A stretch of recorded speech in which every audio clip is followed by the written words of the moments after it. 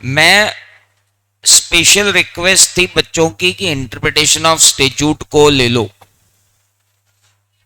बाकी अदर लोग तो पढ़ के क्या करना है, सब तो पढ़ा हुआ है तुम्हारा, bailment, pledge, interpretation, general clauses पे ही बात करने आया हूं मैं। और जो रिकॉर्डिंग डली हुई है उसमें क्या दिक्कत है? चलिए,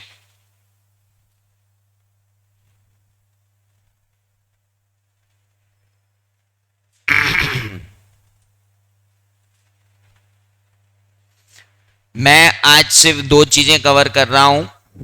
एक, जनरल क्लॉजेस एक्ट कवर कर रहा हूं, और एक इंटरप्रिटेशन ऑफ स्टेट्यूट में जो आपको नहीं आता है, वो जो आता है वो करने का कोई मीनिंग नहीं है। सो आप मुझे बताते जाओ कि आपको क्या समझना है, तो मैं उस पर आ जाता हूं।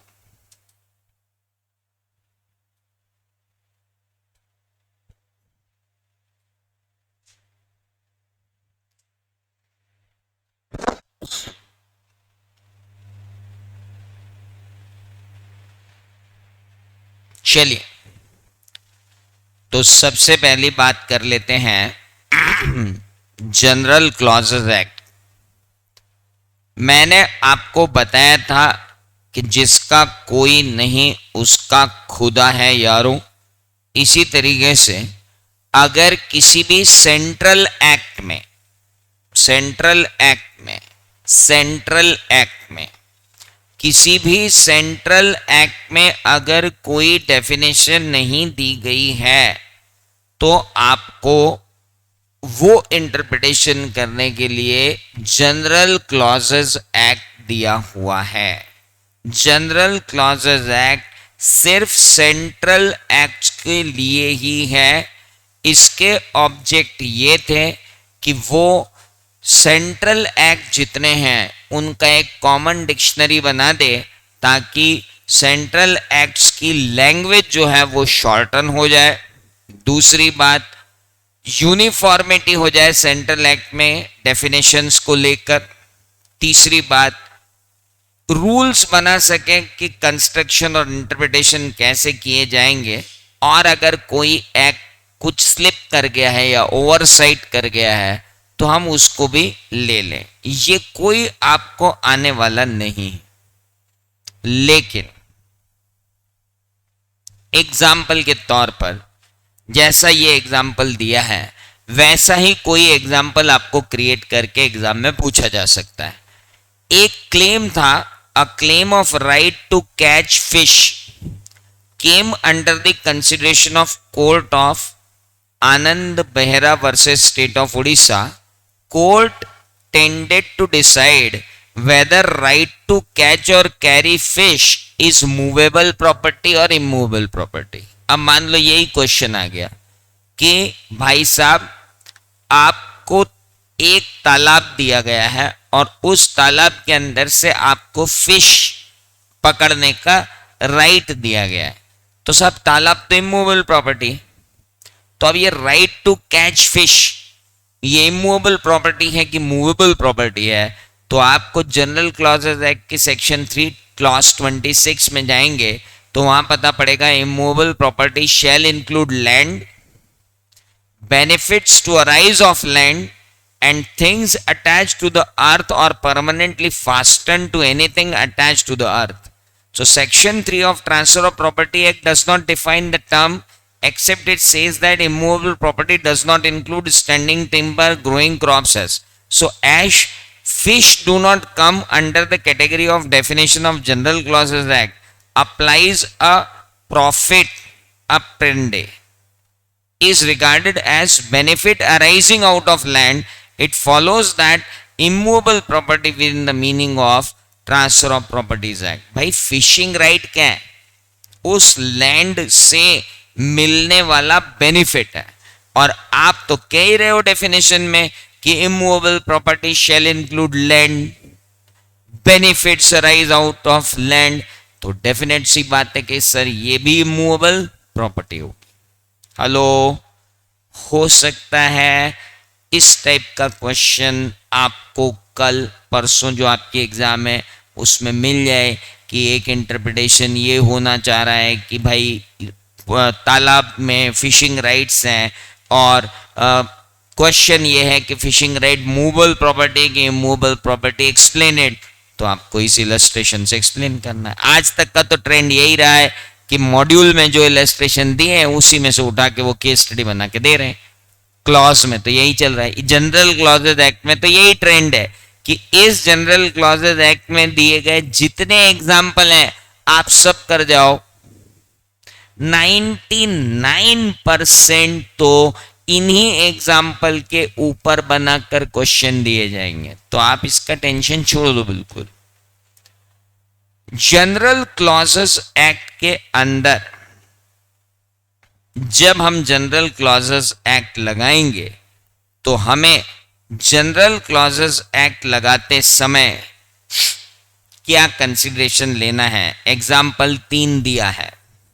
Section 3 of General Clauses Act, which deals with the definition clause, apply to General Clauses Act itself and to all central act and regulation made after the commencement of General Clauses Act in 1897. तो state act को interpret करने में general clauses act लागू नहीं होता, सिर्फ किसको interpret करने में लागू होता है, ओनली टू, हाँ बिल्कुल। ये कौन हंस रहा है इतनी जोर से और क्यों हंस रहा है भाई? अरे अरे कुणाल ललवानी, क्या हो गया, सो गया क्या कीबोर्ड पे? बताओ। Now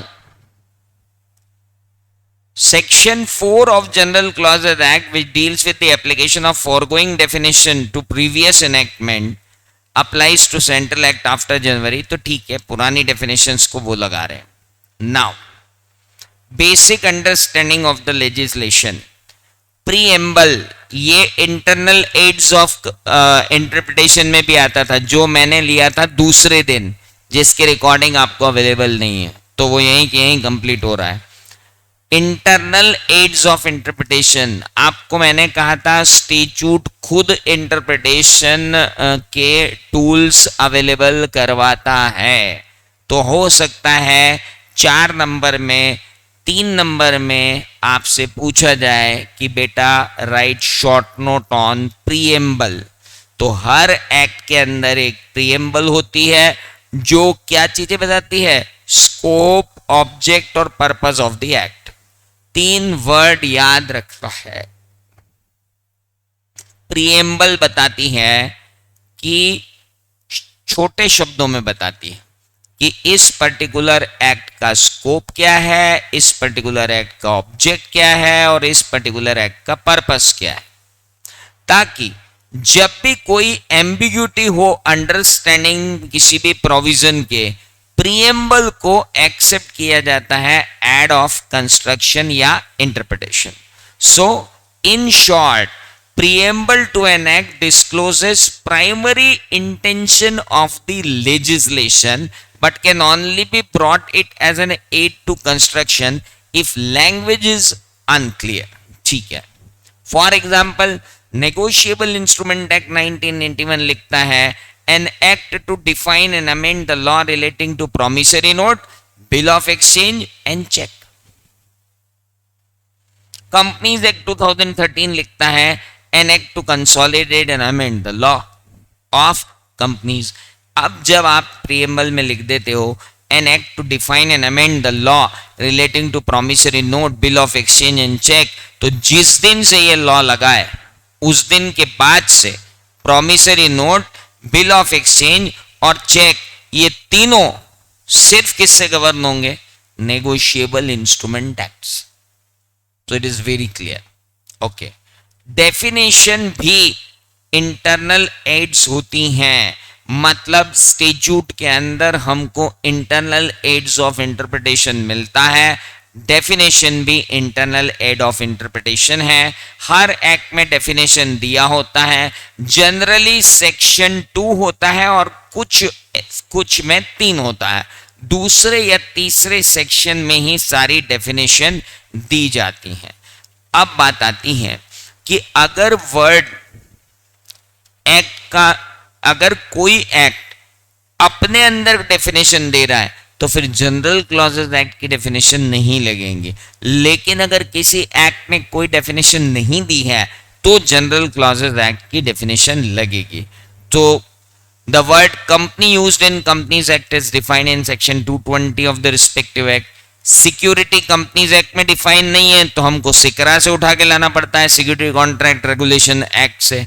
affidavit section 7 during the incorporation of company, affidavit क्या होगा, अगर वहां नहीं दिया है कंपनीज एक्ट में तो हमको जनरल क्लॉजेज एक्ट से उठा के लाना पड़ता है।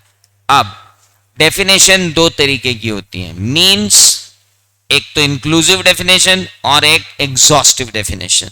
अगर लिख दिया मींस तो फिर अब आपके पास कोई रूम नहीं बचा है इंटरप्रिटेशन का। हमने बोल दिया मींस तो बात खत्म हो गई। जैसे सेक्शन 2 सबसेक्शन 20 ने बोल दिया कंपनी मींस अ कंपनी, तो फिर कंपनी मींस अ कंपनी मतलब कंपनी इसके अलावा कुछ नहीं हो सकती।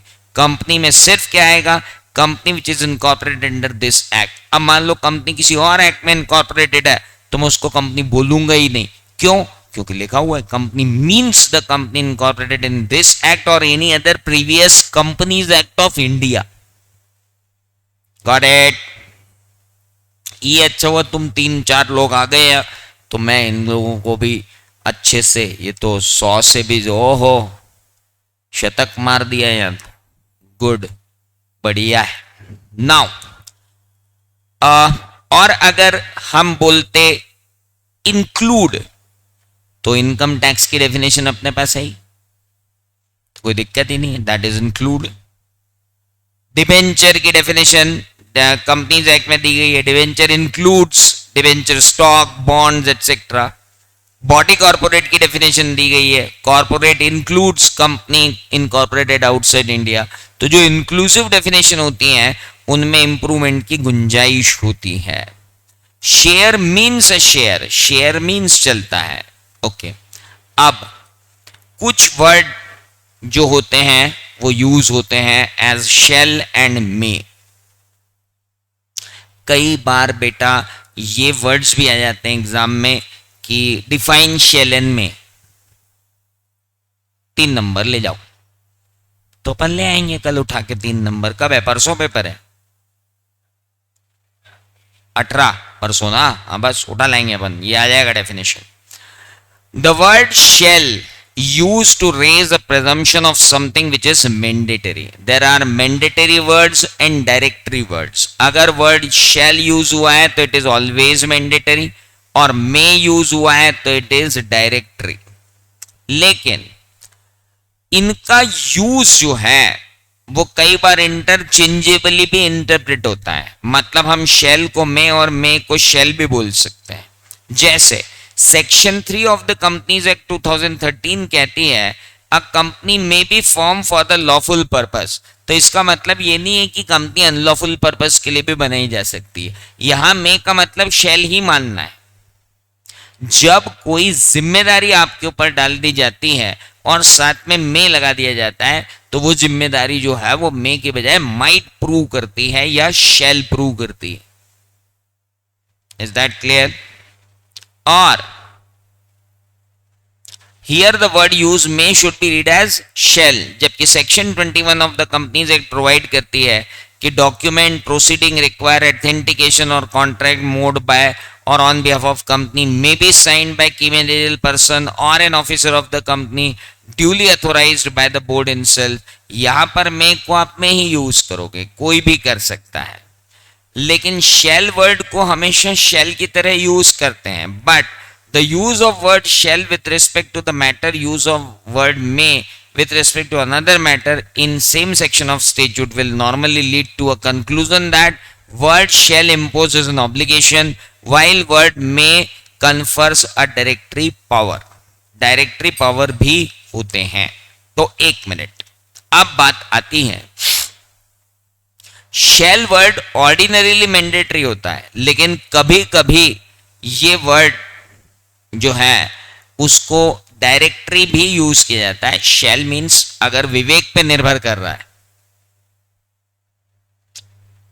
वहां क्या लिखा है? Income tax officer shall initiate inquiry against a person.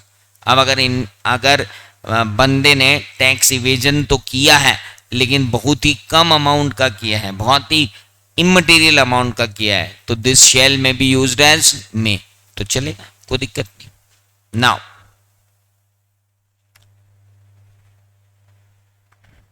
Short title, short title क्या होता है? ये भी इंटरनल एड होता है। इंटरनल एड में क्या आएगा? जैसे जनरल क्लॉजेज एक्ट है, तो जनरल क्लॉजेज एक्ट का शॉर्ट टाइटल क्या है? It will be treated as general clauses act. उसके बाद इसमें दी गई है डेफिनेशन, वो इंटरनल एड उन्होंने वहीं खत्म कर दिया, जबकि अभी इंटरनल एड आगे चलेंगी। प्रोविजो क्या होता है, एक्सप्लेनेशन क्या होता है, शेड्यूल क्या होता है, अभी अपन जब आगे जाएंगे तब देखेंगे। अभी ये इन्होंने डेफिनेशन दी है, डेफिनेशन में कौन कौन सी इंपॉर्टेंट है वो बता देता हूं। डेफिनेशन आपको पढ़ाई हुई थी, मैं कितनी ही बार यहां बोल दूं आपको खुद पढ़नी पड़ेंगे। तो आज आपको जो डेफिनेशन पढ़नी है, एक तो एफिडेविट की,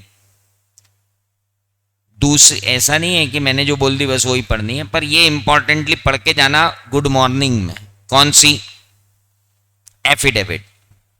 इसके बाद आप पढ़ के जाना, हाँ, इसके बाद आपको पढ़ के जाना है कमेंसमेंट। कोई एक्ट कब कमेंस होता है इसके बारे में बात करनी है। डॉक्यूमेंट की डेफिनेशन आपको पढ़ के जाना है। इसके बाद मैं बोल नहीं रहा हूं बट फाइनेंशियल ईयर और कैलेंडर ईयर आपको यूं ही मालूम है, क्या पढ़ के जाना है उसको, तो गुड फेथ जरूर पढ़ के जाइएगा गुड मॉर्निंग में। बाकी इमूवेबल प्रॉपर्टी पढ़ना ही है अपने को।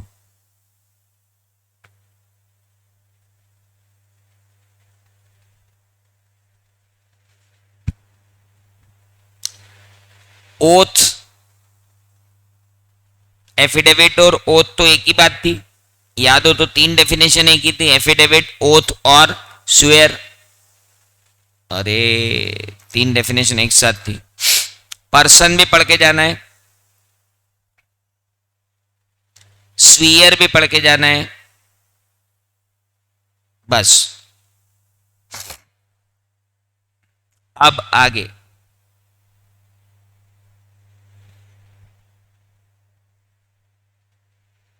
ये सबसे इंपॉर्टेंट है, coming into operation of enactment. Enactment कब लागू होता है?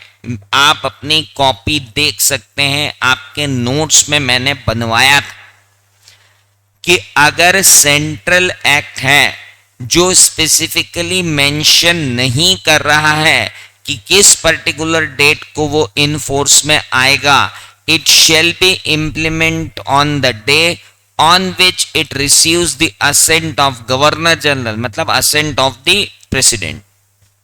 प्रेसिडेंट की असेंट जिस दिन मिल जाएगी उसी दिन हम क्या मानेंगे? प्रेसिडेंट की असेंट मिलते ही हम मान लेंगे कि ये एक्ट इनेक्टमेंट में आ गया है। ओके, जैसे कंपनीज एक्ट 2013 को असेंट प्राप्त हुई प्रेसिडेंट ऑफ इंडिया की 29 अगस्त 2013 को, और उसे ऑफिशियल गजेट में नोटिफाई किया गया 30 अगस्त 2013 को, लेकिन उसमें लिख दिया गया कि इसका इन्फोर्समेंट सेक्शन में लिख दिया कि ये तब से लागू होगा जब ऑफिशियल गजेट में पब्लिश होगा, तो फिर उसे ऑफिशियल गजेट में ही पब्लिश होना पड़ेगा। अब एक मिनट, अगर एक्ट ने लिख दिया कि ये उस दिन से इफेक्टिव होगा जिस दिन से ऑफिशियल गजेट में पब्लिश होगा, तो फिर प्रेसिडेंट के असेंट का कोई मतलब नहीं। लेकिन अगर आपने एक्ट में कुछ भी नहीं लिखा तो जिस दिन प्रेसिडेंट असेंट मिल गई उस दिन से वो इनैक्टमेंट में आएगा। वेयर इफ एनी डेट, और कई बार एक्ट खुद ही दे देता है कि ये वाले प्रोविजन 13 सितंबर 2014 से लागू होंगे, तो भैया फिर वो 13 सितंबर 2014 से लागू है। ये वाले 13 सितंबर, ये वाले 14 अक्टूबर 2015 से लगेंगे, तो सब वाले 14 अक्टूबर 2015 से लगेंगे। तो इट ऑल डिपेंड्स कि वो क्या कहना चाहते हैं। यानी पहली बात, कुछ न लिखा हो तो प्रेसिडेंशियल असेंट, अगर लिखा है कि ऑफिशियल गजेट में दी गई पब्लिश की गई डेट पर लागू होगा तो फिर ऑफिशियल डेट वाली, और अगर ऑफिशियल डेट की बजाय गजेट की बजाय उसने लिख दिया कि इस डेट से होगा तो फिर उस डेट से होगा. It all depends.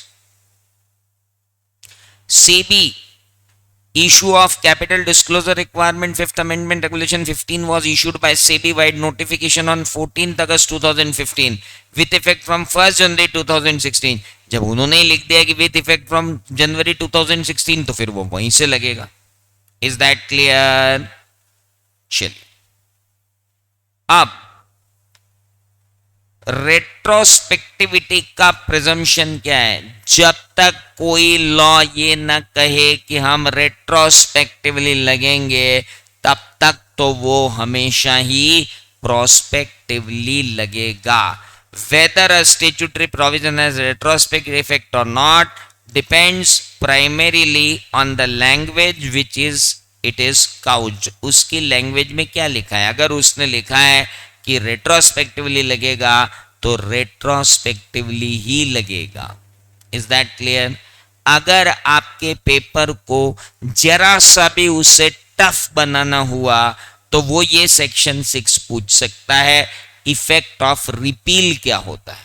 प्रोविजन को रिपील अगर कर दिया जाए, प्रोविजन को अगर एक्ट में से निकाल दिया जाए तो उसका प्रभाव क्या होता है. तो भाई साहब मैंने अलग अलग एग्जाम्पल देकर आपको उस वक्त समझाया था, आज फिर समझा देता हूं.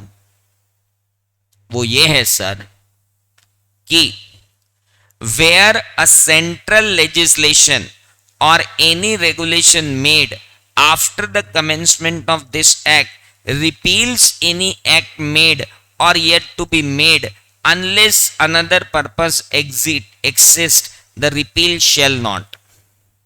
मान लीजिए ये एक्ट आया, तो अब ये एक्ट तो बहुत पहले आ गया. अब आज कोई एक्ट आया तो डेफिनेटली इस एक्ट के आने के बाद आया, और आज एक एक्ट हटा दिया गया. एक तो होता है एक्ट का आना और एक होता है एक्ट का हटा देना. अब मान लीजिए आज एक्ट हटा दिया गया कि भाई इंडिया से हम इनकम टैक्स एक्ट को ही खत्म कर रहे हैं. वाओ, एक एक्ट क्या हो गया, रिपील कर दिया. तो क्या होगा sir, it will not revive anything not enforced or prevailed during the period which repeal is effected. Revive anything not enforced. Income tax act लग गया, हट गया, है ना. तो इसका मतलब ये नहीं है कि अंग्रेजों के जमाने में जो लगान लगता था वो लगना चालू हो जाएगा. अरे हेलो, बोले भैया इनकम टैक्स एक्ट आया था तो वो लगना बंद हो गया था, तो अब ये हट गया तो वो लगना चल. ऐसा नहीं. रिवाइव, कुछ भी रिवाइव नहीं होगा जो फोर्स में नहीं है. आज की तारीख में लगान फोर्स में है क्या, हाँ, तो वो रिवाइव नहीं होगा. कि इनकम टैक्स हटा दिया तो बोले हर राजा आ गया अपना लगान, लेकिन इंदौर के राजा आ गए बोले अब हमारा लगेगा. अरे अंकल आप कहां गए, रिपील हुआ है एक्ट. दूसरा, affect the previous operation of any enactment. अच्छा, आज से रिपील हुआ ना, तो जितने नोटिस, जितने ऑर्डर, जितने क्लेम, जितने क्लेरिफिकेशन, जितनी प्रोसीडिंग उस एक्ट की चल रही थी उन पर कोई प्रभाव नहीं पड़ेगा, वो पूरी होंगी. जितने डिमांड, जितने रिफंड, जितने क्लेम, जितने अलाउंस, जितने डिसअलाउंस उस एक्ट के आज के पहले इनिशिएट हो चुके थे वो उस एक्ट के रिपील होते ही खत्म नहीं हो जाएंगे. आज भी सर्विस टैक्स के नोटिस आ रहे हैं भाई साहब, जबकि जीएसटी एक्ट एप्लीकेबल है. आज भी एक्साइज ड्यूटी के नोटिस आते हैं जबकि जीएसटी एप्लीकेबल है. तो it will not affect the previous operation of any enactment. It will not affect any right, privilege, obligation or liability. It will not affect any penalty. It will not affect any inquiry. अरे यार, तुमने income चुराई, तुम्हारे against में inquiry initiate हुई, तुम्हारे against में कानूनी कार्रवाई की गई, या तुम पर पेनल्टी लगाई गई, या तुमको कोई राइट था जो रिफंड का था. हेलो, कुछ भी अफेक्ट नहीं होगा. एक एक्ट के रिपील होने से ना तो जो चीज फोर्स में नहीं थी वो फोर्स में आ जाएगी, ना तो प्रीवियस ऑपरेशन अफेक्ट होंगे, ना तो कोई पुराना राइट अगर आपका किसी एक्ट में है तो वो खत्म नहीं होगा, कोई पेनल्टी आप पर लगी है तो वो खत्म नहीं होगी, कोई इंक्वायरी लिटिगेशन है रेमेडी आपके अगेंस्ट में चल रही है तो वो भी खत्म नहीं होगी। Is that clear? 4 नंबर पे वो आपसे इफेक्ट ऑफ रिपील पूछ सकते हैं। अब जब कोई सेंट्रल एक्ट या regulation commencement of this act repeals any enactment by which the text of central act or regulation was amended by expression, omission, insertion or substitution of any matter, then unless a different intention appear, repeal shall not affect the continuance of any such amendment made by the enactment so repealed and in operation of time of such repeal। ऐसा होता है कई बार कि जैसे companies act 2013 में repeal करती है कुछ प्रोविजन, अब उन प्रोविजन को लेकर दूसरे एक्ट ने क्या कर रखा था, अपने आप कुछ बता रखा था कि it will be as per companies act, it will be as per companies act, it will be as per companies act, और कंपनीज एक्ट ने वो प्रोविजन हटा दिए। हेलो, तो अब उन एक्ट को नई चीजें डिफाइन करनी पड़ेंगी, और जब तक नई चीजें डिफाइन नहीं होती हैं तब तक वो प्रोविजन लगते रहेंगे, ऐसा नहीं कि वो प्रोविजन हट जाएंगे।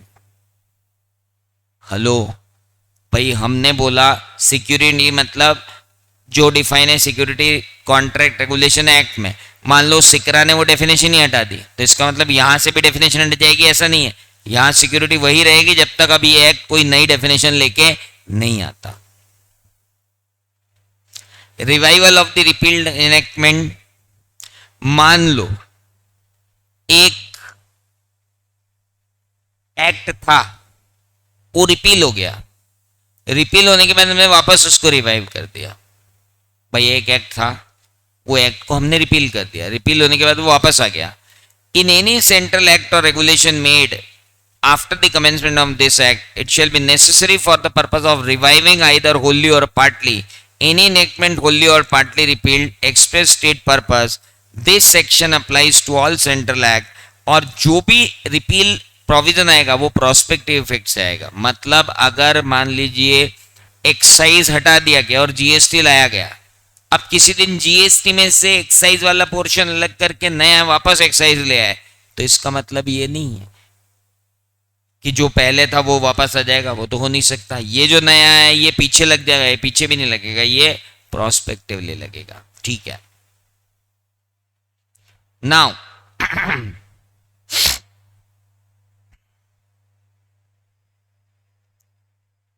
अब जो मैंने आपको बताया 115 जेबी ऑफ इनकम टैक्स एक्ट में बुक प्रॉफिट कैलकुलेट करने में कंपनीज एक्ट 1956 को यूज करना था। अब कंपनीज एक्ट 2013 आ गया तो 115 जेबी ऑफ इनकम टैक्स एक्ट को उसे 2013 ले लेना चाहिए था। एक मिनट, यहां प्रोविजन रिपील नहीं हुआ है, यहां प्रोविजन अमेंड हुआ है।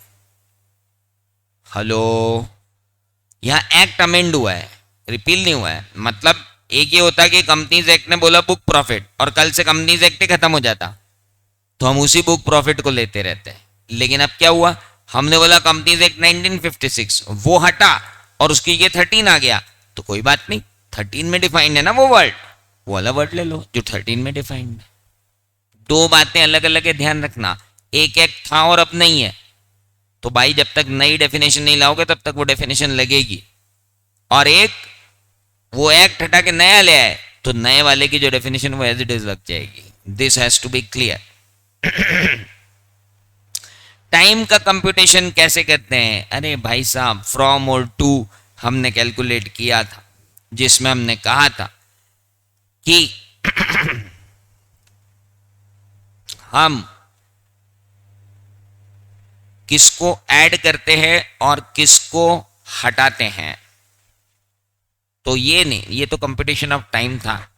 कंप्यूटेशन ऑफ टाइम में बोल रहे हैं कि where by any legislation regulation or act or proceeding is directed or allowed to be done or taken in any court or office on a certain day or within prescribe period, then if the court or office is closed on that day तो आपको अगले working day पर उसे लेना पड़ेगा। The act or proceeding shall be considered as done or taken in due time if it is done or taken on the next day after on which court or office is open।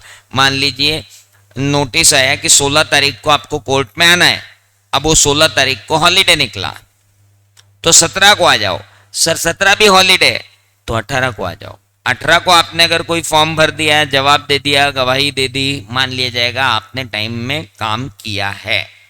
Distance की बात मैंने आपको बताई थी कि distance अपने को लेना है कौन सा, straight line on horizontal plane, जब तक कि कुछ और ना कहा जाए straight line on horizontal plane लेना है। यानी अगर ये लिखा हुआ है कि दारू का ठेका हाईवे से 500 मीटर दूर रहेगा तो इसका मतलब ये नहीं है कि मंदिर जैसे ऐसे 500 मीटर के लिए अपन बना दे,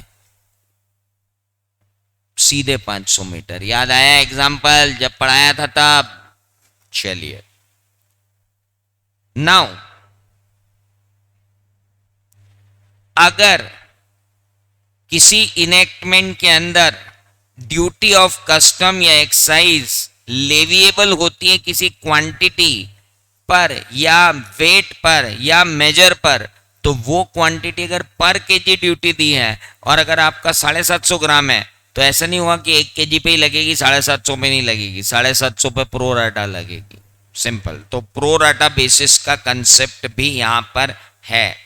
जेंडर एंड नंबर को मैंने आपको बोला था, singular includes plural, masculine includes feminine, दोनों बातें मैंने आपको कही थी। अगर कोई वर्ड बोला गया है, अगर वहां पर ही बोला गया है तो इट इंक्लूड्स शी। जब तक एक्ट ना बोले कि मेल डिसेंडेंट्स, हेलो, तब तक हमको आर्ग्यू करने की जरूरत नहीं है। We can not interpret now कि इट इंक्लूड्स फीमेल। जब आपने लिख दिया मेल डिसेंडेंट तो फिर वो मेल डिसेंडेंट ही है, it will not be treated as that includes female. लेकिन आपने बोल दिया descendant, descendant should file his right, तो फिर हिज इंक्लूड्स हर ऑल्सो। अरे hello, descendant should file this return and it is his duty to file this return in between this time, तो फिर अपने को लिखना पड़ेगा his includes her, that is there. Power and functions को हमको लेना ही नहीं है, we need not to go for powers and functions. Now order issued, ये सब अथॉरिटीज है, ये तो हमने इनकम टैक्स की नहीं पढ़ी, यहां की कहां पढ़ने जाएंगे। नाउ कम्युनिकेशन कैसे होना चाहिए, how the communication should be there, it should be by registered acknowledgement post. अगर कहीं कुछ नहीं दिया गया है तो रजिस्टर्ड एक्नॉलेजमेंट पोस्ट से होना चाहिए। Is that clear? Now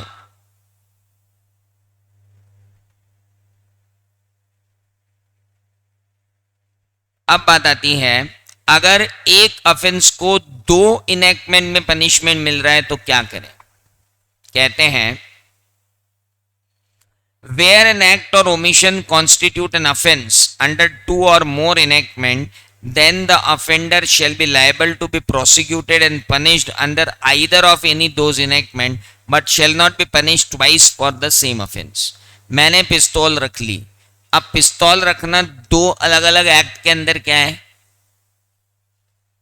offence है। अब ये किसी एक एक्ट में मुझे सजा दे दो, एक ही पिस्तौल रखने की 2 इनेक्टमेंट में 2 अलग अलग सजा नहीं दे पाओगे आप, दैट इज रिक्वायर्ड। मतलब मान लीजिए 5 साल की सजा और दूसरे इनेक्टमेंट में 3 साल की है, तो बोलेंगे ठीक है 5 की दे दो, 3 अपने आप इंक्लूड हो गई। अब आप ये नहीं कह सकते कि 5 की भी दे दो 3 की और दे दो, ऐसा नहीं होगा। नाउ सर्विस बाय पोस्ट किसको कहते हैं भाई साहब, ये इंपॉर्टेंट है।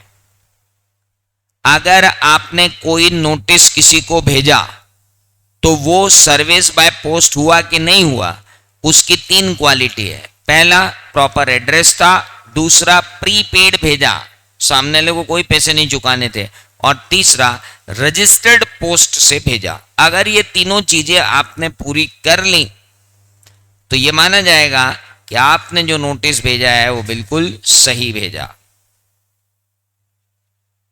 अब इतना इंपॉर्टेंट था आपका जनरल क्लॉजेस एक्ट के अंदर, this much is important in general clauses act.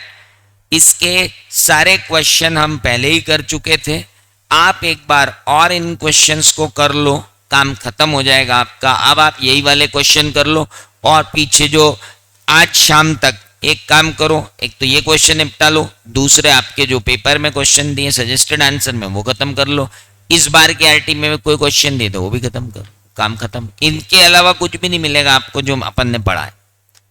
अब आते हैं इंटरप्रिटेशन ऑफ स्टैट्यूट पे।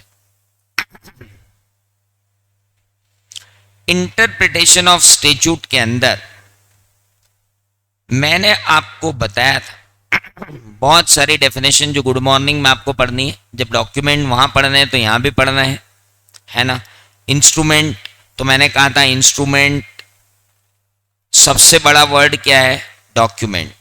डॉक्यूमेंट से छोटा वर्ड क्या है, इंस्ट्रूमेंट। इंस्ट्रूमेंट के भी अंदर छोटा वर्ड क्या है, डीड।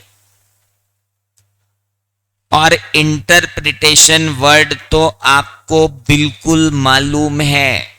इंटरप्रिटेशन की तब तक जरूरत नहीं पड़ती जब तक words of the act are giving clear meaning of the act.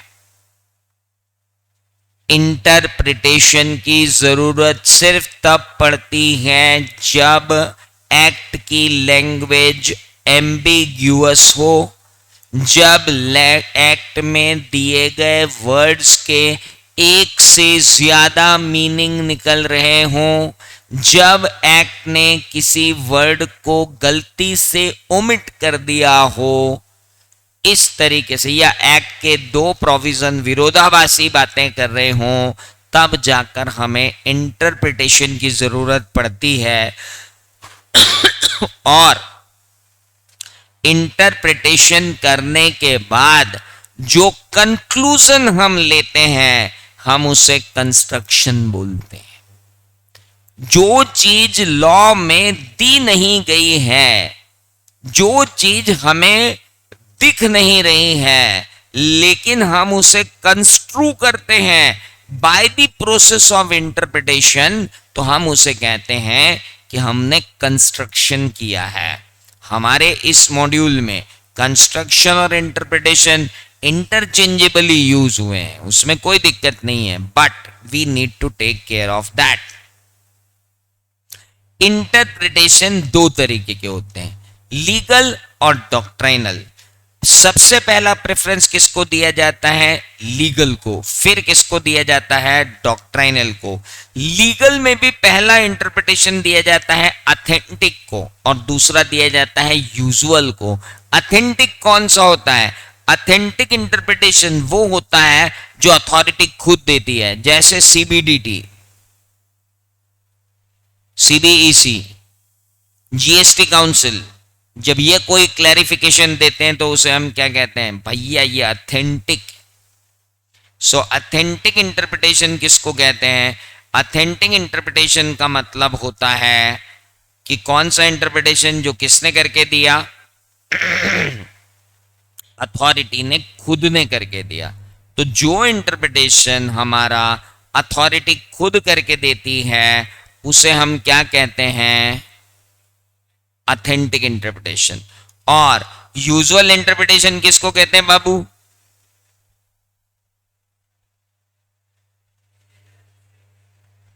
Usual interpretation किसे कहते हैं, लीगल मतलब कोई रूल ऑफ लॉ हो वो, डॉक्ट्राइनल मतलब जो हम निकालते हैं। लीगल इंटरप्रिटेशन में भी ऑथेंटिक कब होता है, जब वो खुद एक्ट या अथॉरिटी जो है वो खुद करे। और यूजुअल कब होता है, जब वो किसी केस लॉ से निकल के आए, जितने केस लॉ आपके साथ आशीष सर ने इनकम टैक्स में डिस्कस किए हैं और कहा कि इसका मतलब सेक्शन का इंटरप्रिटेशन ये है, तो वो कहलाता है क्या बेटा, वो कहलाता है यूजुअल।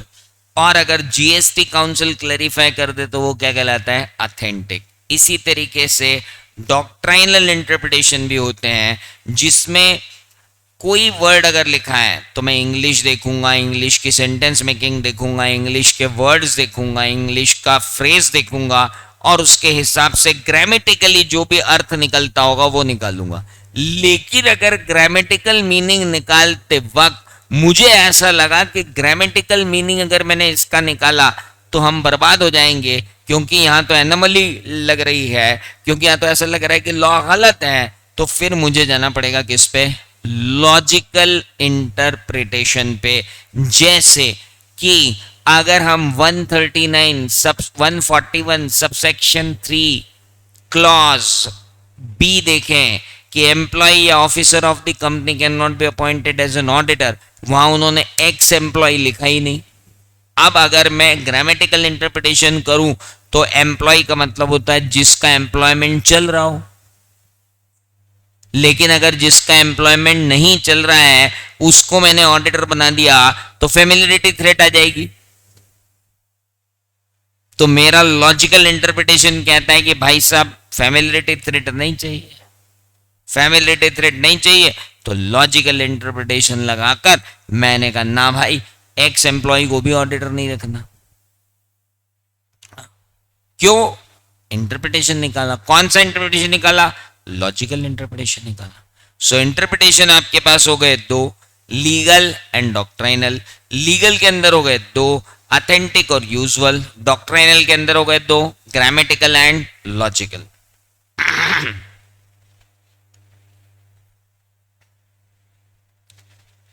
नाउ अब बात आती है इंटरप्रिटेशन के कितने रूल्स होते हैं। दादा, इंटरप्रिटेशन के बहुत सारे रूल्स होते हैं, जिनमें प्राइमरी रूल्स भी होते हैं और सेकेंडरी रूल्स भी होते हैं। प्राइमरी रूल में होता है rule of literal construction.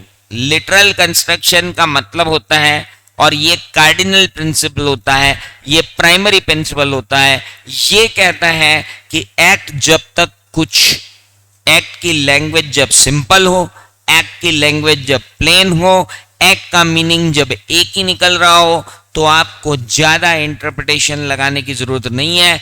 Grammatical interpretation लगाओ, काम खत्म करो। ग्रामेटिकल इंटरप्रिटेशन लगाने को कहते हैं लिटरल कंस्ट्रक्शन का रूल। Got it. लेकिन अगर मैं ग्रामेटिकल इंटरप्रिटेशन लगा रहा हूं, लेकिन वो ग्रामेटिकल इंटरप्रिटेशन सही नहीं बैठ रहा है और वो मतलब एक ऑथेंटिक मीनिंग नहीं दे रहा है, या फेयर मीनिंग नहीं दे रहा है, या एक ऐसा मीनिंग दे रहा है जो एक्ट की आत्मा के विरुद्ध जा रहा है, तो फिर मुझे जाना पड़ेगा रीजनेबल कंस्ट्रक्शन पर। रीजनेबल कंस्ट्रक्शन के रूल में हम क्या करते हैं, हम बियॉन्ड द वर्ड्स जाते हैं, एक्ट के ऑब्जेक्ट को देखते हैं, एक्ट के स्कोप को देखते हैं, एक्ट के डोमेन को देखते हैं, और उसके बाद कुछ वर्ड्स अगर वहां नहीं है तो भी उनका इंटरप्रिटेशन निकालते हैं। और अगर उन्होंने कुछ वर्ड्स दिए हुए हैं और उनका अगर लिटरल मीनिंग सही नहीं आ रहा है तो हम उसे सही निकालते हैं। तो जो एग्जाम्पल मैंने आपको ग्रामेटिकल इंटरप्रिटेशन का दिया वो तो लग जाएगा लिटरल कंस्ट्रक्शन में, और जो मैंने आपको रीजनेबल कंस्ट्रक्शन का दिया, जो मैंने आपको एक तो था आपका ग्रामेटिकल, दूसरा तो लॉजिकल, तो जो लॉजिकल का एग्जांपल दिया वो आप कहां दे दो, रीजनेबल कंस्ट्रक्शन में। हार्मोनियस कंस्ट्रक्शन के बारे में तो आपको मालूम ही है, एक एक्ट के दो प्रोविजन अगर विरोधाभासी बातें करते हैं, या दो डिफरेंट एक्ट के दो डिफरेंट प्रोविजन विरोधाभासी बातें करते हैं, और अगर हमें ऐसा लग रहा है कि हमें इसका इंटरप्रिटेशन निकालना है, तो हमें इंटरप्रिटेशन इस तरीके से निकालना चाहिए कि दोनों लॉ फॉलो हो जाएं। और इसके लिए मैंने एजीएम की सेक्शन का एग्जांपल आपको दिया था। कि हर कैलेंडर ईयर में एक एजीएम होना चाहिए, दो एजीएम के बीच में 15 महीने से ज्यादा का अंतर नहीं होना चाहिए, और एजीएम के अंदर 6 महीने से ज्यादा पुराने अकाउंट्स नहीं रखे जाने चाहिए। तो इन तीनों चीजों को हमको क्या करना पड़ता है, एक साथ हार्मोनियसली कंस्ट्रक्ट करना पड़ता है, तब जाकर के चीजें सामने आती। फिर हम आए थे हेड ऑन केस और मिसचीफ रूल। अगर कोई एक्ट इसलिए आया है क्योंकि पिछला एक्ट मिसचीफ को प्रमोट करता था, तो नए एक्ट का इंटरप्रिटेशन करते हुए अगर आपको कोई दिक्कत आती है तो आप पहले क्वेश्चन पूछिए कि पहले लॉ क्या था, उस लॉ की क्या ड्रॉबैक थी, उस ड्रॉबैक से क्या मिसचीफ रूल लगता था, और उस मिसचीफ को दूर करने के लिए क्या नए प्रोविजन आए हैं। उन चारों बातों को ध्यान में रखते हुए ही आप नए प्रोविजंस को इंटरप्रेट करेंगे। इसे हेड ऑन के केस में लिया गया था, इसलिए इसे हेड ऑन रूल भी कहते हैं, लेकिन है ये मिसचीफ रूल। मैंने आपको बताया था कि भाई अगर हम दो फर्में ऐसा करें कि एक फर्म बोले कि मैं 5 साल एक्सटर्नल ऑडिट कर लेता हूं, तुम 5 साल इंटरनल कर लो, तो तुम्हारा कूलिंग पीरियड इंटरनल ऑडिट में निकल जाएगा, फिर अगली बार तुम आ जाना, फिर मैं इंटरनल ऑडिट बन जाऊंगा। तो भाई साहब ये जो आप खो खो खेल रहे हो, internal audit external audit, internal audit external audit, internal audit, यार हम ये नए एक्ट में रोटेशन क्यों लाए?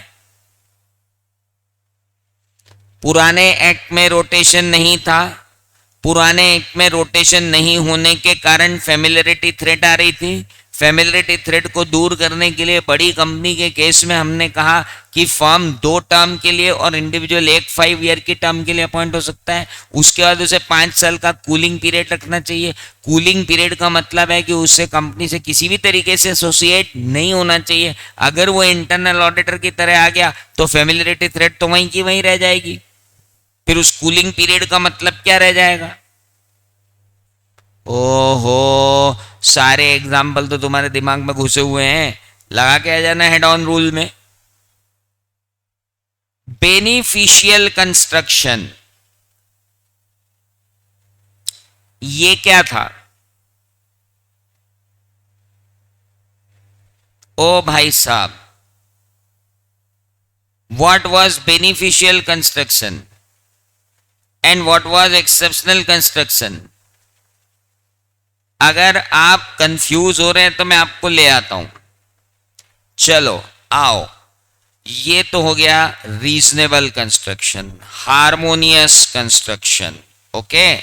इसके बाद आता है हार्मोनियस कंस्ट्रक्शन के बाद head on rule, head on rule के बाद आता है beneficial construction. Beneficial construction rule is method of interpreting the provision liberally so that give the effect। जब आप लिबरल इंटरप्रिटेशन करते हो तो देखा जाए ना, तो जो अपना लिटरल इंटरप्रिटेशन के बाद साथ में था बेनिफिशियल कंस्ट्रक्शन, हेलो, वो बेनिफिशियल कंस्ट्रक्शन का ही एक ब्रांच है कौन? अरे लॉजिकल इंटरप्रिटेशन था। लॉजिकल इंटरप्रिटेशन से अपन ने रीजनेबल इंटरप्रिटेशन निकाला, वही रीजनेबल इंटरप्रिटेशन यहां पर क्या है? बेनिफिशियल कंस्ट्रक्शन है। मतलब सामने वाले को वर्ड्स जो है उसको इस तरीके से इंटरप्रेट किया जाए कि जिन लोगों को बेनिफिट नहीं मिल रहा है सिर्फ इंटरप्रिटेशन के कारण, उन्हें भी बेनिफिट मिल जाए। इंटरप्रिटेशन इस तरीके का होना चाहिए। So it is permissible to give an extended meaning to the words, लेकिन ये सिर्फ कब किया जाएगा? जब ऐसा करना रीजनेबल। मान लीजिए आपने सबको छूट दे दी और एक उसी कैटेगरी का आदमी, उसका नाम उसमें आ ही नहीं पाया, तो हम बोलेंगे यार अभी इतने लोगों को दिए तो इसको भी दे दो। जैसे बोला गया है बैरिस्टर, प्लीडर, वकील, एडवोकेट, इन लोगों के पास अगर एविडेंस आते हैं और इस एविडेंस को ये कहीं पेश नहीं करते हैं तो सेपरेशन ऑफ एविडेंस का केस इन पे नहीं लगेगा। तो हम बोल रहे हैं कि जब क्रिमिनल प्रोसीजर कोड बना, इंडियन एविडेंस एक्ट बना, तब चार्टर्ड अकाउंटेंट थे नहीं, चार्टर्ड अकाउंटेंट भी वकील की तरह रिप्रेजेंट कर रहे हैं, तो इनको भी इम्यूनिटी मिलेगी, तो इनको भी दे देंगे इम्यूनिटी। कारण बेनिफिशियल कंस्ट्रक्शन। एक्सेप्शनल कंस्ट्रक्शन क्या होता है भाई साहब? ओहो, अभी तो पढ़ा था, शेल को में को शेल, एंड को और को एंड। जब भी आप नॉर्मली बात करेंगे एंड की तो ये कंजंक्टिव वर्ड है, और अगर आप और की बात करेंगे तो वो डिसजंक्टिव वर्ड है। हेलो, क्या एंड को और की तरह या और को एंड की तरह यूज किया जा सकता है? हाँ, यूज किया जा सकता है। क्या होता है, जब कोई सेंटेंस नेगेटिवली चालू होता है और उसके अंदर और दिया जाता है, तो वो और क्या बन जाता है? एंड। और अगर कोई सेंटेंस पॉजिटिवली शुरू होता है और उसके अंदर लिखा जाता है एंड एंड एंड एंड, तो वो बन जाता है और। फॉर एग्जाम्पल, आप प्लेन में लेकर के नहीं जा सकते। Hello, pistol and knife and, अब वो एंड एंड लगा रहा है, इसका मतलब ये नहीं कि मैं तीनों थोड़ी लेके जा रहा हूँ, एक ही लेके जा रहा हूँ। एंड का मतलब और हो गया, क्या आप नहीं लेके जा सकते ये। हेलो, और मैंने लिखा आप ये लेकर के जा सकते हैं, मिल्क और टी बैग्स और विक्स इनहेलर, और अब आप तीनों लेके जा रहे हो तो मैं ये नहीं बोलूंगा यार नहीं इधर लेके जाओ, तीनों ले जा सकते। तो दिस जब भी पॉजिटिव आता है तो दैट विल बी एडेड, जब भी निगेटिव आता है मतलब निगेटिव सेंटेंस के साथ एंड क्या बन जाता है? और पॉजिटिव सेंटेंस के साथ और क्या बन जाता है? एंड। ये डिसजंक्टिव और कंजंक्टिव वर्ड थे। मे, मस्ट, शैल मैंने आपसे डील कर लिए। मैंने आपको कहा था कि अगर मान लीजिए ये बोला गया है कि अगर नगर में अशांति हो, if there is a civil disturbance in city, collector may impose curfew, तो here this may become shall. Why? Because if he is not imposing curfew, there will be a disturbing situation in the city and it will prevails, it will give a good damage. तो वही में अब क्या बन गया? shall. Adjustem generis तो आपको अच्छे से आता है, गाय कुत्ता बिल्ली जैसे अन्य जानवर में शेर नहीं आएगा। If words which are being used, अगर आपने वर्ड्स हैं जो यूज किए हैं, स्पेशल वर्ड्स यूज किए हैं, और स्पेशल वर्ड यूज करने के बाद अगर एक जनरल वर्ड आ जाता है तो वो जनरल वर्ड कलर ले लेगा किनका? स्पेशल वर्ड्स का। जैसे आप कुछ भी लिख सकते हो, that is called ejusdem generis. Now फिर आते हैं secondary rules of interpretation, noscitur a sociis. इसका मतलब नोसाइटर एज सोसिस मतलब एसोसिएटेड वर्ड्स। मैंने आपको बताया था एसोसिस से आप एसोसिएटेड वर्ड ले सकते हो। सो जब दो या दो से अधिक word they are susceptible of analogous meaning are coupled together, they are understood to be used in their cognate sense. They take as and where it color from each other, and the meaning will be more general word being restricted to the sense of analogous to these less material. Examples of principle क्या है? While dealing with the Purchase Tax Act, which is used expression, manufactured beverages include fruit juices and bottled waters and syrup. अब एक act में लिखा हुआ है manufactured beverages will include fruit juices, bottled water and syrup. It was held that description fruit juices as occurring there should be construed in context of preceding words, that is orange juice unsweetened and freshly pressed was not within the description. आप क्या कह रहे हो? Fruit juices and bottled water, यानी आप जो bottled water है, fruit juices हैं, मैन्युफैक्चर्ड बेवरेजेस जो हैं, अब मैन्युफैक्चर्ड बेवरेजेस मतलब आपने ऑरेंज जूस निकाला, उसमें प्रिजर्वेटिव मिलाए, उनको स्वीटनर डाला, उनको पैक किया, पैक करने के बाद बॉटल बनी, उस पर एक्सपायरी डेट, मैन्युफैक्चरिंग डेट सब लगी, इस पर टैक्स लगेगा। अब एक ठेले वाला खड़ा है, वो ऑरेंज जूस निकाल के आपको पिला रहा है, आप बोले ये तू भी टैक्स दे, तो वो बोलेगा भाई साहब मैं मैन्युफैक्चर्ड बेवरेजेस नहीं बना रहा हूं। तो कोर्ट ने कहा भाई मैन्युफैक्चरिंग तो तू भी कर रहा है, बोले भाई साहब मैं तो फ्रेश जूस निकाल के दे रहा हूं, मेरे ऊपर कहां टैक्स लगाने आ गए आप। कुछ समझ में आया? तो एसोसिएटेड वर्ड वहां पे क्या था? बॉटल्ड वाटर, साइरप, उससे पहले मैन्युफैक्चर्ड बेवरेजेस। तो मैन्युफैक्चर्ड बेवरेजेस में ये संतरे का जूस जो ठेले पे निकाला है थोड़ी आएगा भाई साहब। अभी आपने लिखा है packaged foods will be tax like this. अब एक आदमी समोसे तल के बेच रहा है तो उसको पैकेज फूड थोड़ी बोलेंगे, अरे बोले तूने पैक करके दिया, अरे पैक करके दिए तो इसको पैकेज फूड नहीं बोलते भाई साहब, पैकेज फूड अलग चीज होती। हेलो, डॉक्ट्राइन ऑफ कंटेम्पोरेनिया एक्सपोजिटियो, मैंने आपको सेल ऑफ गुड्स एक्ट की डेफिनेशन दी थी एक, कि सेल ऑफ गुड्स एक्ट उस समय जब बना तो ग्रास, ग्रोइंग क्रॉप्स, है ना, ऐसी चीजें थी। अब आप बोलोगे सेल ऑफ गुड्स एक्ट के मोबाइल पे तो लगेगा ही नहीं, क्यों नहीं लगेगा? बोलो वो डेफिनेशन में नहीं आता। तो भैया उस कॉन्टेम्पररी टाइम में जो चीजें थी, अगर ये चीजें वहां होती तो ये वहां होता कि नहीं होता? होता। बस कॉन्टेम्पेरेनियो, एक्सोपिसियो, ऑप्टिमा एक्ट, और मैंने आपको बोला ही है कि अगर उसको पूछना हुआ तो उसको खुद लिख के देना पड़ेगा ये। अरे ये तो मैंने आपको पहले ही समझाया कि अगर उसको पूछना हुआ तो भाई खुद लिखेगा। और कॉन्टेम्पोरी अपन समझाएंगे, कॉन्टेम्पररी, कॉन्टेम्पररी मतलब उस टाइम की।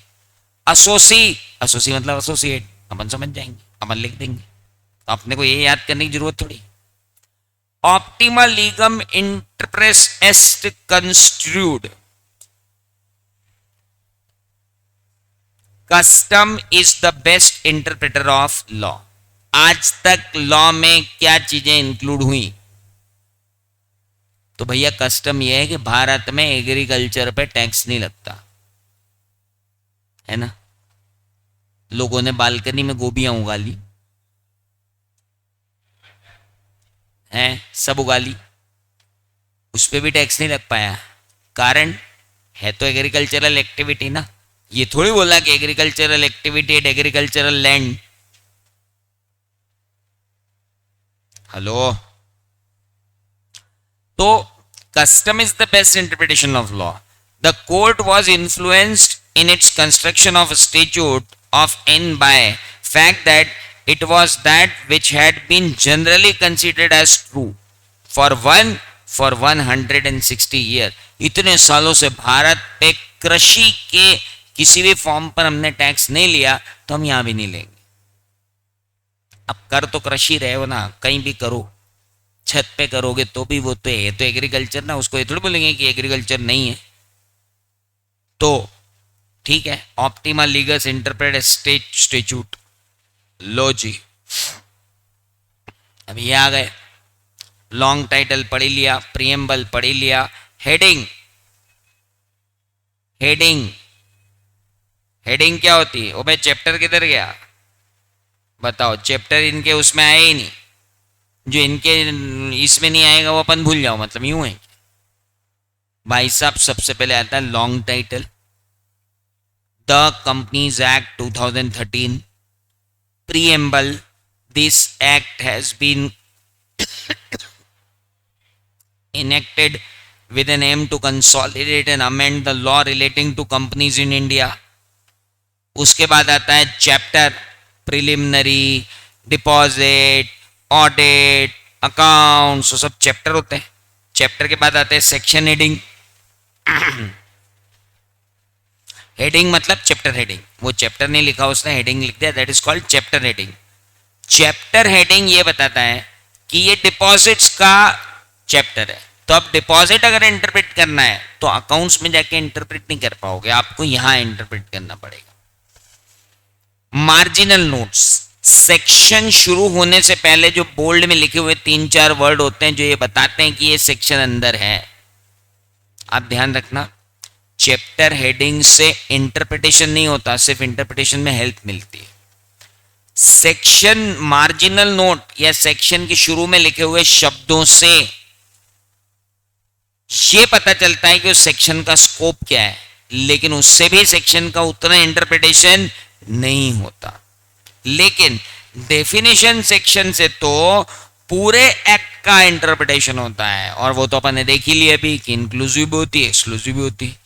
इलस्ट्रेशन जो होते हैं वो सिर्फ एक्ट को एक्सप्लेन करने के लिए दिए जाते हैं, वो इंटरप्रिटेशन नहीं है। Illustration is not interpretation. Illustration सिर्फ सजेस्टिव मेजर्स होते हैं। इलस्ट्रेशन को आप इंटरप्रिटेशन का आधार नहीं मान सकते, नहीं मान सकते, नहीं मान सकते। प्रोविजो क्या होता है? या तो आप कोई एक्सेप्शन क्रिएट करना चाहते हो या आप कोई एक्सप्लेनेशन देना चाहते हो, तब आप क्या क्रिएट करते हो? प्रोविजो। किसी पर्टिकुलर मेन सेक्शन में जो बात कही गई है उसका अगर आपको एक्सेप्शन क्रिएट करना है तो आप हाउएवर लगा के क्या बना देते हो? प्रोविजो। हेलो, और प्रोविजो में लिखा रहता है except to, however, steps. Explanation, explanation interpretation का पार्ट होते हैं, एक्सप्लेनेशन एक्ट का पार्ट होते हैं, और एक्सप्लेनेशन से इंटरप्रिटेशन किया जाता है। शेड्यूल, शेड्यूल एक्ट को इंटरप्रेट करने में काम आते हैं। अगर एक्ट और शेड्यूल के बीच में कोई कन्फ्लिक्ट होता है तो एक्ट हमेशा प्रिवेल करता है, शेड्यूल प्रिवेल नहीं करता। जितनी जितनी बातें मैंने आपको आपकी कॉपी में बताई थी उन्हीं सारी बातों को मैं ले रहा हूं। स्टेच्यूट जब आप पढ़ रहे हो आपको पूरा स्टेच्यूट पढ़ना पड़ेगा। किसी एक सेक्शन को पढ़कर पूरे एक्ट का इंटरप्रिटेशन नहीं निकाला जा सकता। भाई साहब, इसके अंदर इंपॉर्टेंट कौन? सर, इसके अंदर इंपॉर्टेंट है preamble, definition, illustration, proviso, explanation. फिर से बता रहा हूं, प्रीएम्बल, डेफिनेशन, इलस्ट्रेशन, प्रोविजो और एक्सप्लेनेशन, इतनी चीजें अपने को पढ़कर ही जानी है क्योंकि लिखकर ही आनी है। Good morning.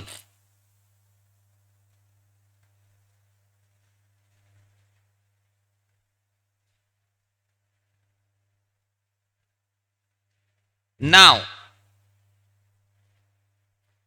बाकी, हाँ भैया, एक्सटर्नल एड में कई बार वो पूछ लेते हैं कि लॉ को इंटरप्रेट करते समय कई बार लॉ अगर फुल्ली एक्सप्लेन नहीं कर रहा होता है तो हमें हिस्ट्री में जाके देखना पड़ता है। ये हिस्टोरिकल सेटिंग को अपन ने हेड ऑन रूल में देखा हुआ है। हेलो, अभी हेड ऑन रूल पढ़ाया ना, अगर हिस्टोरिकल सेटिंग आ जाए तो हेड ऑन रूल का इंटरप्रिटेशन यहाँ ले आना, टेंशन मत पालना, अगला कुछ भी नहीं लिखना है। Consolidating statute and previous law, ये तो मैंने बता ही दिया प्रीएम्बल में कि अगर एक्ट में लिख दिया है कि this act is to amend and consolidate the law, तो जिस दिन से ये लॉ आ जाएगा इससे पुराने सारे लॉ खत्म। यूसेज, भाई साहब इसके ऊपर स्टार लगा लो, 4 नंबर में टपक के आता है। यूसेज क्या होता है?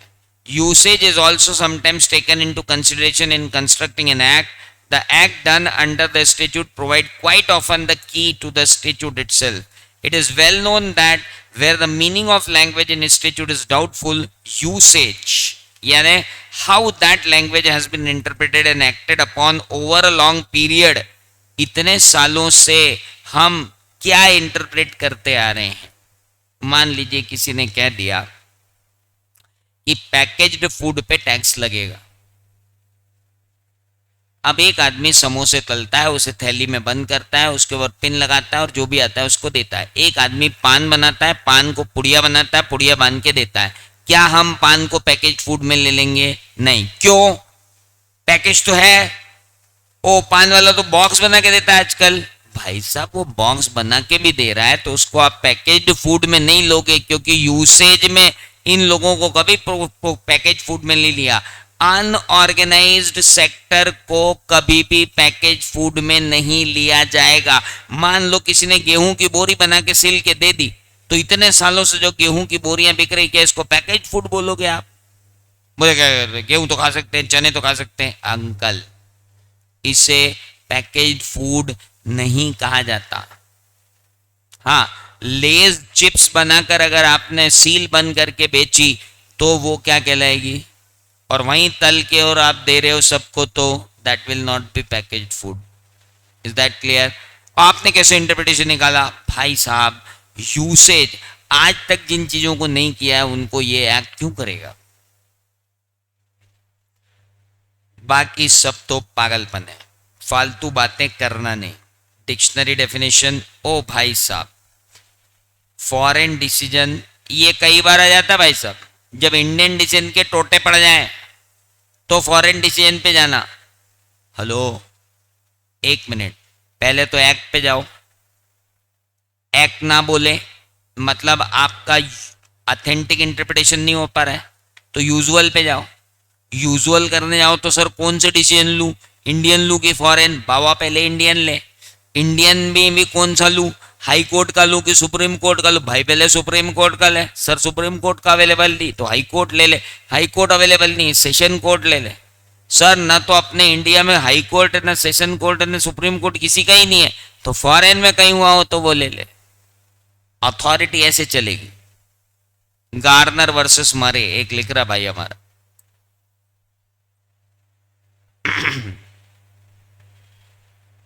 तो भाइयों और बहनों, मैंने आपको इंपॉर्टेंट बता दिया। ये था आपका इंटरप्रिटेशन ऑफ स्टेच्यूट जो आपको पढ़ना था, और जनरल क्लॉजेज एक्ट। इन चीजों को पढ़ के आप खत्म कर दो। अब क्या लगे हाथ तो क्या करा दो? अच्छा, तो लगे हाथ तो कल कर लेंगे 4 से 5। आज मेरे शेड्यूल में नहीं था। आज मेरे शेड्यूल में था इंटरप्रिटेशन ऑफ स्टेट्यूट करवा दूंगा और वो करवा दूंगा। परसों पेपर है। हाँ, तो क्या करें, भग गए साहब। चलो नहीं, सुनो, एक काम करते हैं। ये तो हो गया आपका इंटरप्रिटेशन ऑफ स्टेट्यूट हो रही है। देखो ऐसा है, ये तो इसेंशियली आते हैं। ये दोनों चैप्टर मिलाकर आपको 8 नंबर में आएंगे ही आएंगे। लेकिन वो बाकी जो 3 है, कौन से मैं बोल रहा हूं, उसमें कुछ मत पढ़ो, कुछ मत पढ़ो, सिर्फ प्रॉब्लम लगा लो। बेलमेंट प्लेज तो बाद में करना, सबसे पहले इंडेमनिटी गारंटी उठाकर, उस इंडेमनिटी भी नहीं, गारंटी के कॉन्ट्रैक्ट के सारे क्वेश्चन लगाओ, सारे क्वेश्चन लगाओ बस, और कुछ मत करो। कुछ रिवाइज करने की जरूरत नहीं है, सारे क्वेश्चन लगाते जाओगे, सब रिवाइज हो जाएगा। आखिरी में, आखिरी दिन कॉपी उठा के पढ़ लेना। अभी सिर्फ क्वेश्चन लगाओ। जितने तुम लगाओगे ना, उसी में से मिलेंगे तुमको क्वेश्चन। वहां नए क्वेश्चन है ही नहीं उस जगह पे, सारे क्वेश्चन वही है, सेम टू सेम। तो इंडेमनिटी, गारंटी, बेलमेंट, प्लेज और एजेंसी, इन पांचों के सिर्फ क्वेश्चन है। तो अब आप एक काम करो, आज रात तक ये सब खत्म करके ही रख दो। तो आपका bailment, pledge, agency, indemnity, guarantee, interpretation of statute, ये सब खत्म हो गया। कल सुबह से उठ के नेगोशिएबल इंस्ट्रूमेंट एक्ट को निपटा दो भाई साहब, 10 नंबर का आता है वो भी। हाँ, ध्यान रखियो। तो फिर वो निपटा दो। सबसे आखिरी में लेकर बैठना कंपनी लॉ। ऐसी गलती मत करना कि अभी से कंपनी लॉ पढ़ना चालू कर दिया और बाद में जाके कंपनी लॉ जब हो जाता है ना, तो आदमी का पेट भर जाता है, बोले अब तो फोड़ डालूंगा मैं पेपर, और अब फोड़ डालूंगा तो अब क्या पढ़ूं ये, अरे रहने दो, जो आएगा वो देख लूंगा, ये गड़बड़ हो जाएगी।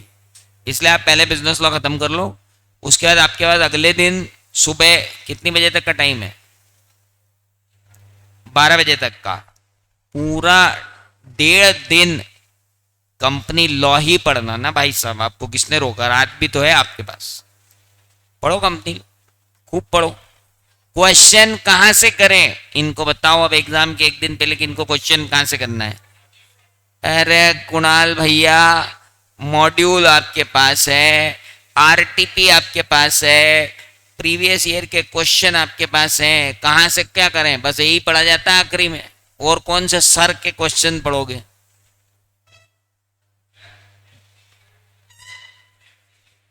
हाँ, इतने घटिया एमसीक्यू आने वाले हैं जिनकी कोई हद नहीं। और एमसीक्यू की पूरी बुकलेट आपको दी हुई है, सिर्फ 64 क्वेश्चन दिए उन्होंने, 64 अदर लॉ में, अदर लॉ में मेरे टॉपिक के, और सब किए हुए हैं वो, एक भी ऐसा नहीं है जो नहीं किया हुआ है। और ऐसे टुच्चे क्वेश्चन हैं जो मॉड्यूल में दिए हुए हैं कि आप उसकी पहली लाइन पढ़ते ही खत्म हो जाता है, वो दूसरा आता भी नहीं है। बाकी तो वही करना है ना अपने को, हाथ डाल देने दो ना, उससे क्या फर्क पड़ता है, कर लो। अभी मैं ऑडिट वाले दिन फिर मिलूंगा आपसे। ऑडिट में कितने दिन की छुट्टी है? 1 डे ओनली। तो एडवांस अकाउंट्स खत्म होते ही आप मेरे पास आओगे और मैं आपको करवा दूंगा सेकंड वॉल्यूम। उसमें कंपनी ऑडिट को छोड़ के और रिपोर्ट को छोड़ के पूरा second volume, audit of bank, insurance, cooperative society, ये वो मैं फटाफट करवा दूंगा। तो उससे क्या होगा, आपका ये वाला पोर्शन फटाफट निपट जाएगा, फिर आप 1.5 दिन बैठ के अपना फर्स्ट वॉल्यूम अच्छे से पढ़ना। चलिए, मैं यही हूं कल 4 से 5। क्यों? अरे मजे मत लो यार, तुम्हारे खुद की पढ़ाई करो बेटा। भाई अगर तुमने मेरे बिजनेस लॉ को 4x पे चला के देख भी लिया ना, तो भी पूरा हो जाएगा तुम्हारा। तुम तो सब जादूगर लोग। चलिए, ऑल द बेस्ट।